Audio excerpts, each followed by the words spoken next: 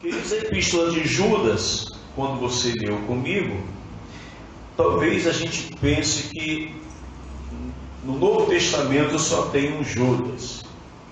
Mas a grande verdade é que nós encontramos 6 homens com o nome de Judas, até mesmo porque naquela época Judas, Josué, eram os nomes mais comuns no meio do povo hebreu. E nós temos 6. No livro de Atos nós temos 3. No Evangelho de João nós temos 1. Em Mateus nós temos 2. O Judas Iscariotes, que vocês conhecem, e agora esse Judas, que é o meio-irmão de Jesus. Então nós temos aqui 6 homens com o nome de Judas. Mas este Judas que você acabou de ler a sua epístola, ele também era conhecido e era identificado lá em Atos capítulo 15, versículo 32, como profeta. E não só era um grande servo de Deus, mas a Bíblia o identifica como profeta. E ele escreve aqui essas epístolas. E quando Judas escreve essa epístola, sabe, ele está vivendo um contexto de grande batalha, de grande luta. A igreja cristã naquele período atravessava uma fase muito difícil, muito difícil. E Judas lutava, irmãos, para que ele pudesse, juntamente com seus companheiros de ministério, manter uma igreja saudável espiritualmente, sabe, que se mantivesse na presença de Deus, porque naquele período, a grande dificuldade que o povo enfrentava, a igreja cristã naquela época enfrentava, era com os falsos mestres.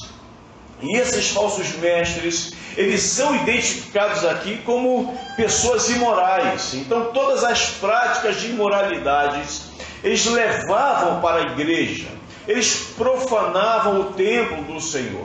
Judas tinha dificuldades também, queridos, com pessoas que eram movidas por ambição, que estavam ali envolvidas na obra de Deus, à frente de alguns ministérios, mas essas pessoas estavam ali para ganhar dinheiro, não porque amavam a Deus ou amavam as vidas que estavam ali, mas a Bíblia os identifica como pessoas cobiçosas, gananciosas.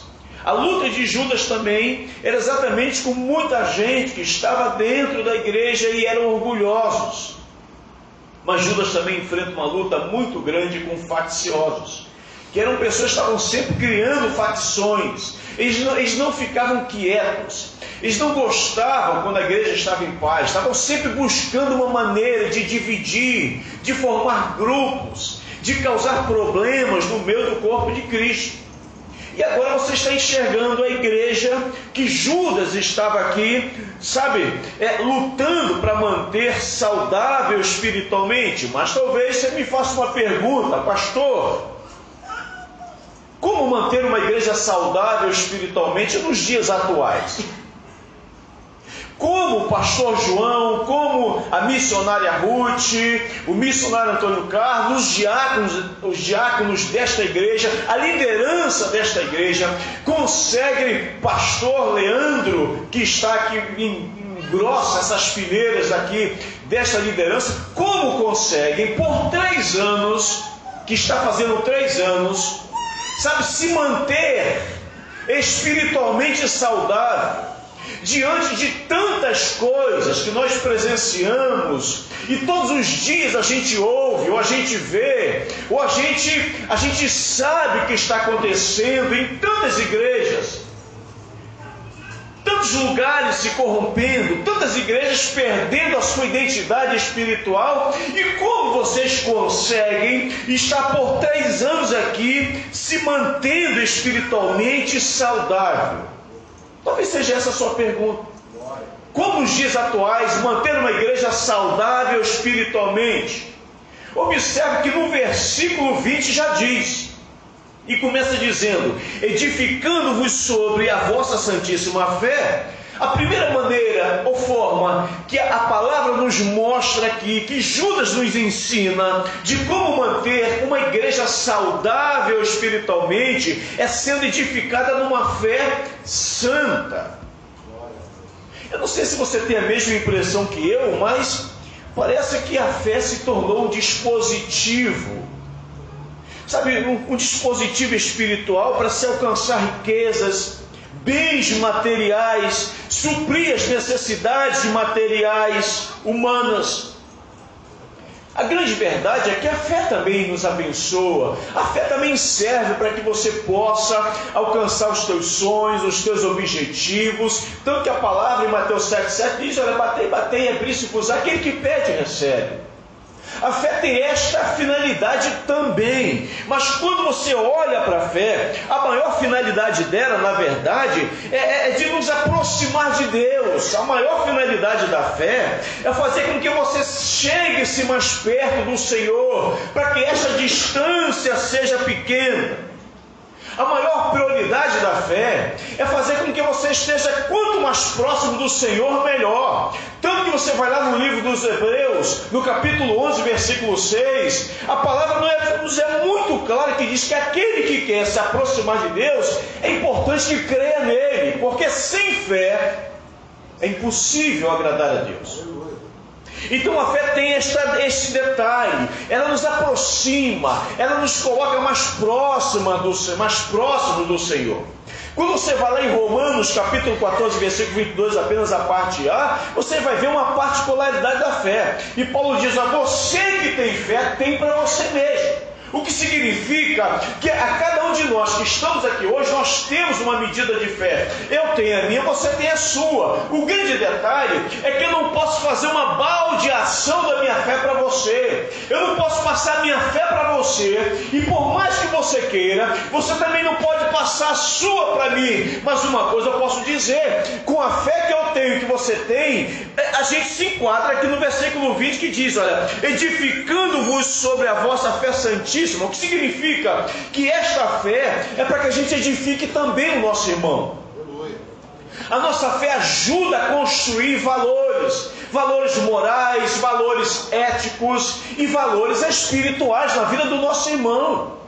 A nossa fé, conforme diz, edificando-vos sobre a vossa fé santíssima, ela nos ajuda muito, irmãos, nos momentos de dificuldades. Quando a gente edifica, a palavra edificar significa construir. Ela nos ajuda a construir coisas boas.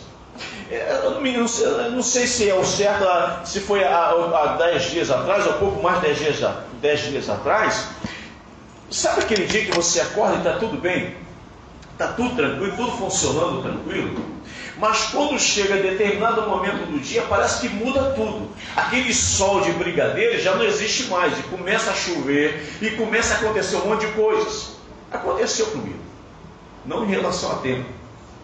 O dia estava tranquilo, a manhã tranquila, até as 2 da tarde estava tranquilo, e quando chegou de 2 da tarde para lá, algumas coisas começaram a acontecer. Os problemas começaram a chegar. Parece que naquele dia o diabo falou assim, hoje eu vou te tirar do sério. E foi tanta tribulação, tanta aflição. Sabe, eu percebia como Satanás estava querendo me tirar da presença do Senhor. E foi algo tão forte, foi uma intenção tão demoníaca, que quando chegou às 18 horas, a minha carne estava tremendo. Eu estava, irmãos, a ponto sabe aquele momento que você fala assim, olha, eu estou de um jeito que se Deus me permitisse, por 2 minutos, eu sair da presença dele e arrebentava alguém. Passou não, tá? Estava daquele jeito. O diabo tentou, mas tentou, e o meu coração estava aflito, a minha alma estava angustiada, e quando eu estava desse jeito, me veio em mente a minha primeira igreja, a minha antiga igreja, a igreja em que Deus fez uma obra na minha vida, na vida da minha esposa, onde nossos filhos nasceram. Eu lembrei da minha igreja lá em Caxias. Eu falei, quer saber? Eu vou a Caxias, vou assistir um culto lá em Caxias. Era uma terça-feira, nós não tínhamos culto na nossa igreja em Bangu, então eu peguei o carro e eu confesso para vocês que quando eu entrei no carro, que eu olhei no relógio, imagina você sair daqui, que eu moro aqui, eu pastorei em Bangu, mas eu moro aqui perto, eu falei, caramba, para eu pegar agora a linha amarela, o Brasil, o vermelho, eu sei que o negócio vai estar, o trânsito vai estar terrível. Eu falei, eu vou ou não vou? Me deu um desânimo, eu falei, não, eu vou lá. Nem que eu chegue na hora do amém, mas eu vou. Irmãos, acredite em vocês, eu entrei no carro, eu sei que neste horário, de entre 7 horas da manhã, 15 para as 7, 7 horas, o trânsito já está tomado, mas quando eu peguei a linha amarela e eu desço na Brasil, parece que estava tudo parado do lado esquerdo.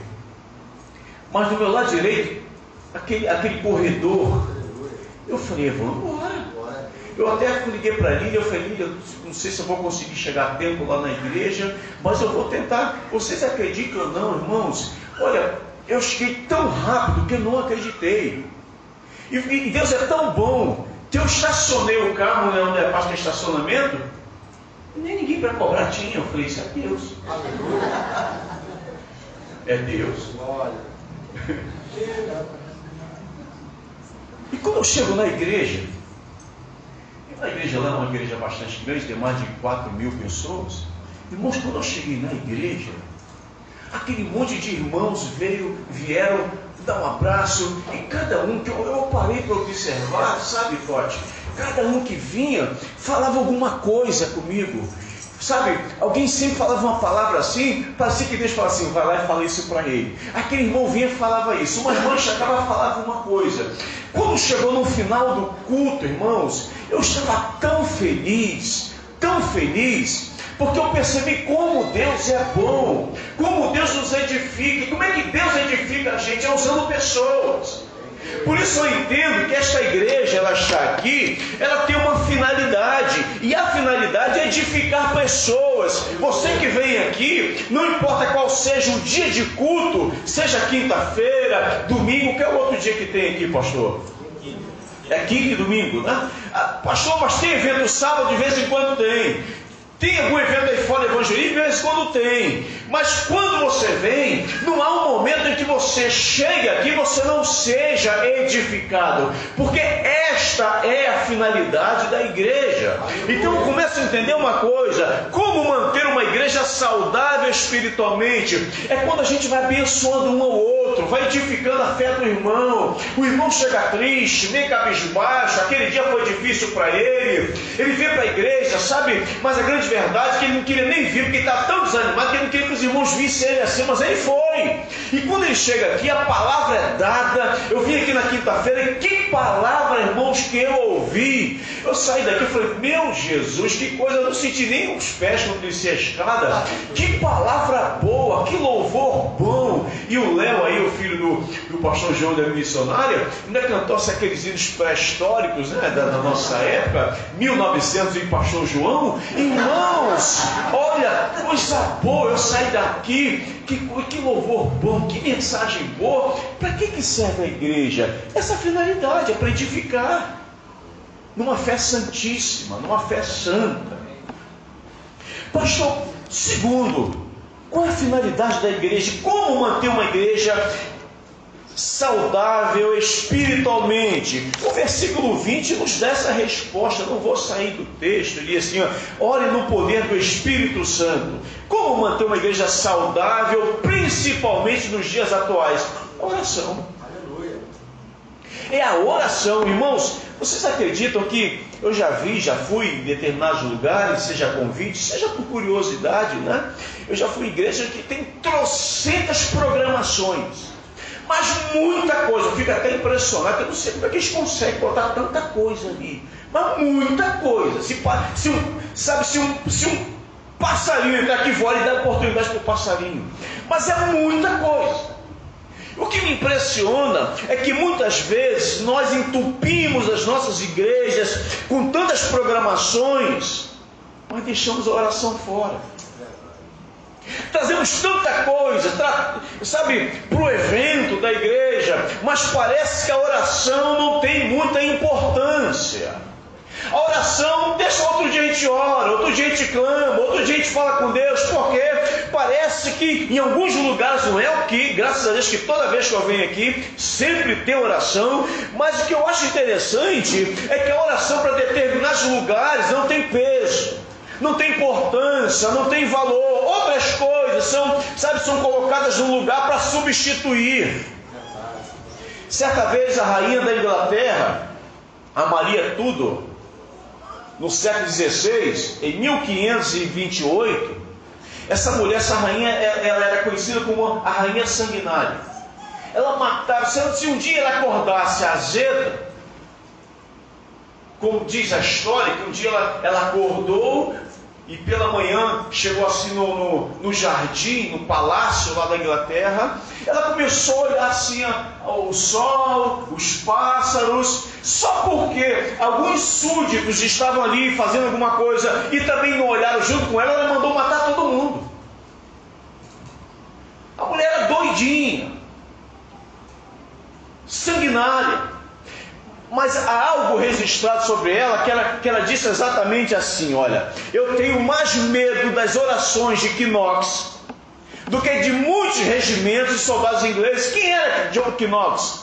John Knox era um evangelista, era um pastor, era um reverendo, era um teólogo, mas era um homem de oração, era um homem que orava constantemente, era um homem que tinha um estreito relacionamento com Deus. E se havia alguém que esta mulher tinha medo, era exatamente desse escocês, John Knox. Ela diz isso: olha, eu tenho mais medo das orações de John Knox do que vários regimentos ingleses.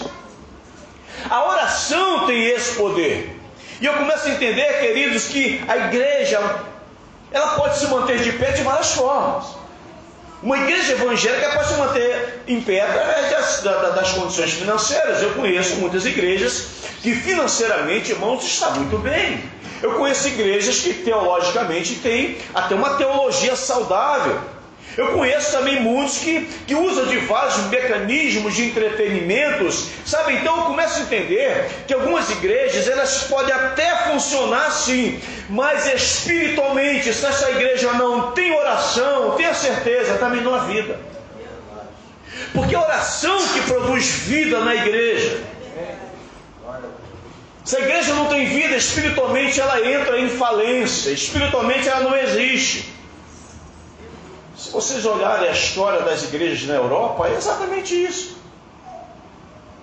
As igrejas na Europa foram falindo. Muitas igrejas históricas. Nós temos o evangelista da nossa igreja, que é o evangelista Eduardo, e ele é militar, oficial do exército, e ele foi fazer um curso na Alemanha. Passou, se não me engano, 3 meses na Alemanha. E ele disse: pastor, você acredita que teve uma vez que eu estava com muita vontade de conhecer lá uma igreja, frequentar uma igreja nesse período que eu fiquei de curso lá na Alemanha, lá no exército da Alemanha. Ele disse que ele levou 7 horas para achar uma igreja. 7 horas para achar uma igreja aberta. Ele falou: você vai passando de lugares em lugares, você não acha. Irmão, se você sair dessa igreja aqui e andar no máximo 2 minutos, você acha uma igreja. Eles não acharam mais igrejas. Talvez você diga: pastor, por que isto? Porque se na Europa foi um grande berço do avivamento, onde grandes homens de Deus e mulheres de Deus, sabe, foram usados tremendamente pelo Senhor. Porque com o passar dos anos a igreja ignorou a oração. Quando você chega lá, um amigo que chega viajando em alguns países da Europa, ele diz: olha, pastor, você acredita que grandes templos hoje viraram boates? Eram igrejas cheias do Espírito Santo, mas hoje virou boate. Agora é boate que tem lá. Outras são mesquitas, outras são cinemas, são restaurantes e até mercados. Essas igrejas fecharam, elas faliram, porque pararam de orar. E quando a oração não faz parte da vida da igreja, irmãos, a igreja pode se transformar em qualquer coisa que você imaginar. Ela pode virar qualquer outra coisa, menos igreja. Infelizmente, eu vi alguns anos atrás isso acontecer com uma igreja muito grande lá em Caxias, muito grande. O culto estava acontecendo, louvores, coreografias, muitas coisas acontecendo, muitas coisas. E de repente, do meio do povo, uma pessoa se manifestou. Uma pessoa começou a se manifestar possesso. Os demônios começaram a tomar aquela pessoa. Aí veio um, tentou expulsar, veio outro, tentou expulsar, veio outro, e já quando não tinha mais ninguém, então o líder da igreja, ele sai do altar, vai botar a mão na cabeça daquela pessoa, vai tentar expulsar o demônio, aí que não saiu mesmo. O negócio ficou tão feio, que pegaram aquela pessoa, saíram pela porta dos fundos, e levaram em outra igreja para que eles pudessem expulsar. Acreditem vocês que o líder daquela igreja, ele ficou tão envergonhado, tão decepcionado, principalmente com ele mesmo, porque ele percebeu que a sua igreja era uma igreja bonita, era uma igreja que tinha um suporte maravilhoso, louvores maravilhosos, a igreja que tinha um recurso muito bom, uma estrutura fenomenal, mas ele nunca deu importância à oração. E quando aquilo acontece, ele percebe que para que uma igreja seja saudável, sabe, ela precisa de oração. E a partir daquele dia ele disse: olha, a partir de hoje nós vamos instituir um grupo de oração, e eu vou ser o primeiro a estar orando aqui com esta igreja, porque nós não vamos fechar essas portas por falta de oração. Eu estou envergonhado. Você consegue imaginar isso? Uma igreja enorme e não tinha uma pessoa sequer com a autoridade espiritual para expulsar o demônio e uma pessoa ser liberta. É exatamente isso. Quando falta oração, a igreja entra em falência. Certa vez alguém disse: orar é como respirar. Se pararmos, morremos.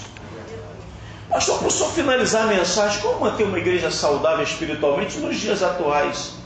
Como é que essa igreja, comunidade batista, Reação, consegue completar 3 anos de vida saudável espiritualmente?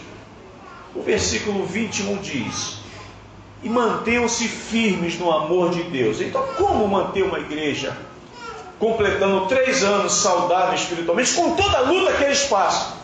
Vocês observaram aqui, na introdução do culto, o missionário Antônio Castro falou das lutas, as batalhas. São 3 anos de muita luta, são 3 anos em que você pega pessoas, você abraça, você cuida, tira os carrapichos, cuida dos ferimentos, ama, sabe? E isso é uma das coisas que mais causa dor no coração da liderança, principalmente do pastor. É quando nós pegamos vidas que estavam esfarrapadas espiritualmente, acabadas. Você cuida, você se dedica, você chora. De vez em quando, irmãos, eu me pego chorando quando eu lembro de alguns irmãos que já louvaram a Deus, que já pregaram o Evangelho, e quando eu olho e não vejo mais essas pessoas, eu choro, porque eu penso: Deus amado, por que, Senhor, que essas pessoas saíram da Tua presença? Por que não estão mais? É uma dor que vocês não conseguem entender. Então, como manter esta igreja funcionando por 3 anos,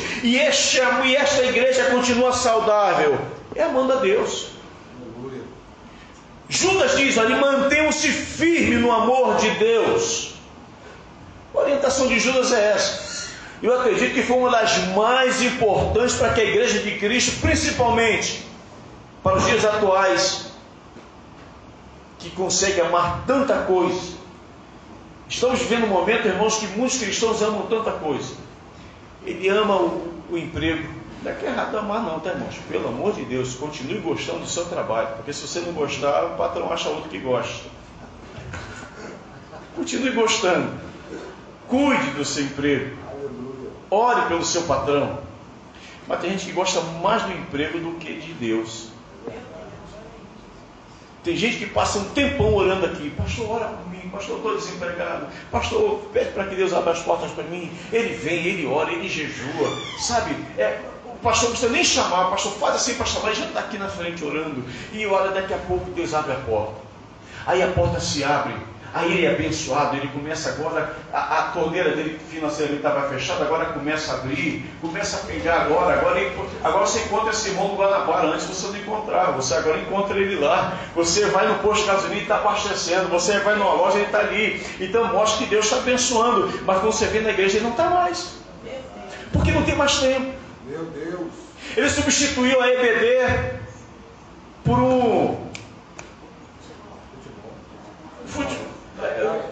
pelo trabalho. Que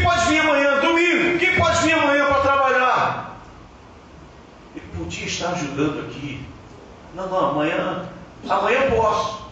Não, você não tem a sua igreja, vai para a sua igreja. Não, eu posso vir. O miserável está vendo que Deus está dando um sinal. Cara, vai para a tua igreja. Ele, não, amanhã eu posso vir trabalhar. Tem gente que vai trocando. Está a pé. Vim para a igreja a pé e Deus fala, não, vou te abençoar, meu filho, dá um carrinho para ele. Agora ele não consegue vir mais, porque ele passa 7 horas polindo o carro. Não vem mais, não dá mais tempo não, Senhor, me perdoa. Chega a arrancar a tinta do carro. Vai trocando. Sabe, irmãos, quando a gente ama a Deus, a gente não troca Deus pelo trabalho, por mais que você goste dele. A gente não troca Deus pelo carro, a gente não troca Deus pela namorada, a gente não troca Deus por coisas que com o tempo se dissolvem.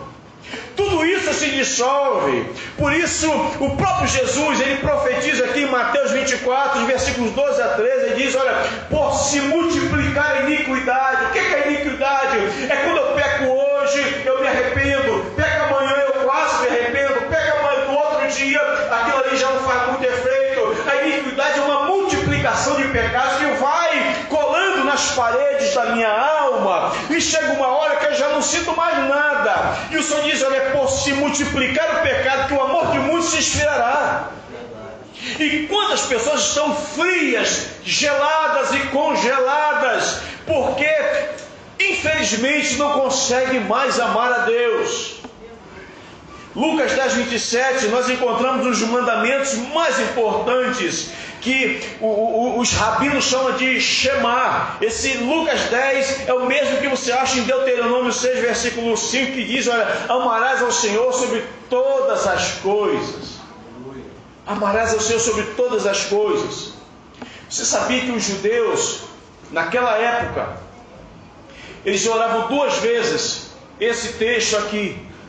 Eles faziam citações a Deus, era pela manhã, assim que o sol surgia, e à noite. Eles não conseguiam fazer isso, passar o dia sem 2 vezes, pelo menos, eles falarem com Deus. O Shema é exatamente isso. A palavra Shema é ouve, ó Israel, ouve Israel. E por isso até hoje, irmãos, esse povo, ainda que eles não conheçam Jesus, ainda que Jesus não seja o seu Messias, mas eles acompanham o Shema todo dia e falam, ouve, ó Israel, ouve, ó Israel. Sabe, Deus amado, Senhor Deus, me ouve, fala com o teu povo. O que está faltando hoje é exatamente isso, é a gente amar a Deus.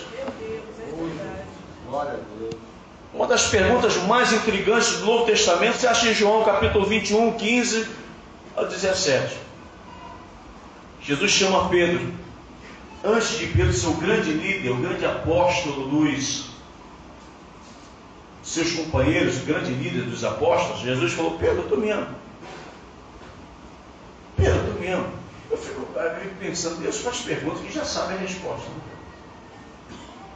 Deus faz perguntas que já sabe a resposta. Pedro, tu me amas? Pedro, não, Senhor. Eu não sei quanto tempo foi a outra pergunta, a Bíblia mostra a pergunta consecutiva, mas Jesus volta depois e olha para ele, Pedro, tu me amas? Pedro, não, Senhor. Sabe que eu te amo. Irmão, se fosse eu, só faria uma pergunta só uma vez, para mim já era bom demais. Aí Jesus vem para a terceira vez, Pedro, tu me amas? E Pedro agora fala, Senhor, tu sabe de todas as coisas, tu sabe que eu te amo. Alguns estudiosos dizem que Jesus fez isso com Pedro, porque Pedro também traiu Jesus 3 vezes. Por 3 vezes negou o Senhor. Agora Pedro, Jesus está dando a Pedro a mesma oportunidade para dizer, olha cara, da mesma forma que por 3 vezes você me negou, estou te dando 3 chances de você me confessar, dizer que me ama. E dizer, te amo, Senhor. Tu sabe que eu te amo. Irmãos, não temos como ser saudáveis espiritualmente se nós não amarmos a Deus. Se você não amar a Deus, você pode ser saudável em outras áreas, mas espiritualmente não.